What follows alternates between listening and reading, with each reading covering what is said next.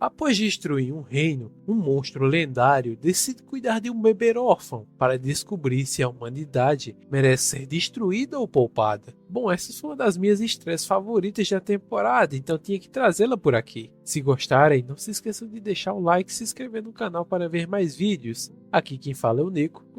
e bora para o primeiro episódio dessa série. A história começa com nossa protagonista chamada Alicia, olhando para um velho mapa em sua casa, e pergunta ao pai confusa sobre monstros terríveis, e que entre essas criaturas existiam 4 grandes reis bestiais que vigiavam os 4 pontos cardeais do mapa, e que era principalmente por causa deles que a humanidade nunca conseguia ir além das fronteiras conhecidas. O pai dela continua e comenta que existe uma antiga lenda de que um dia os maiores heróis entre os heróis usarão armas especiais dadas pelo rei de Hidden para derrotar os reis bestiais, e assim finalmente a humanidade vai poder descobrir o que existe além de Editeia e ver o real tamanho daquele mundo. Alicia pergunta se realmente algum dia alguém conseguiria derrotá-las, e seu pai responde dizendo que era por isso que as armas especiais do rei de Hidden eram necessárias, já que quando um verdadeiro herói as usar, ela elevaria suas habilidades a um nível nunca visto antes. Alicia então responde, falando que ela mesma iria vir vindo. Ele então parte em direção ao castelo do rei, destruindo tudo que entrasse em seu caminho, assim como os heróis haviam feito com seus servos. Os soldados tentam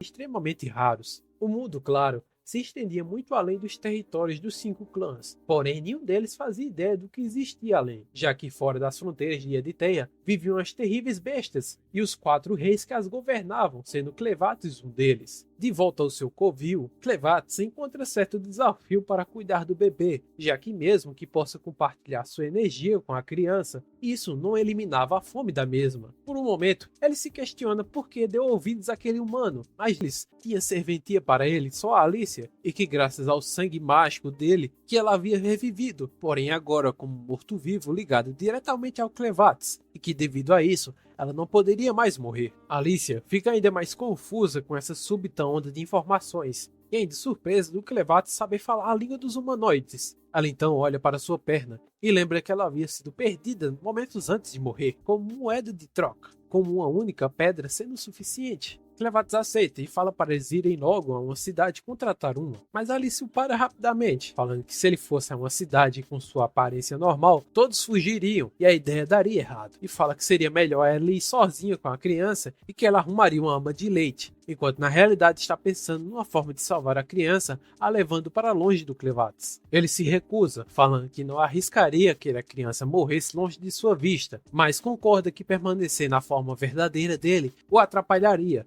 não só nisso, como também na avaliação da criança daqui para frente. Então ele usa seus poderes e assume uma forma parecida ao do jovem que lhe entregou a criança antes de morrer, o que surpreende a Alicia. Ele, como a criança, precisariam de novos nomes. A Luna tomar um banho e se vestir com outra roupa, já que as suas estavam manchadas de sangue e que naquele momento ela fedia mais que uma fera selvagem, um dos reis bestiais, enquanto questiona o porquê do rei ter tentado tornar realidade a antiga lenda logo agora e vê que as preocupações da princesa herdeira estavam corretas, mas infelizmente o plano da mesma de escapar com sua criança não pôde ser realizado, já que o Clevates atacou antes. Observando ao longe o castelo da capital de Hidden destruído, vemos alguns batedores de Boarate, com o líder do grupo chegando à conclusão de que a lenda continuou sendo uma lenda, e manda um de seus soldados levar uma mensagem rapidamente para o seu imperador, informando que a lenda virou pó. Ele continua e fala que agora que o rei estava morto e o castelo da capital destruído, o reino de Hidden não tem um líder, e que não só eles, como o reino de Esli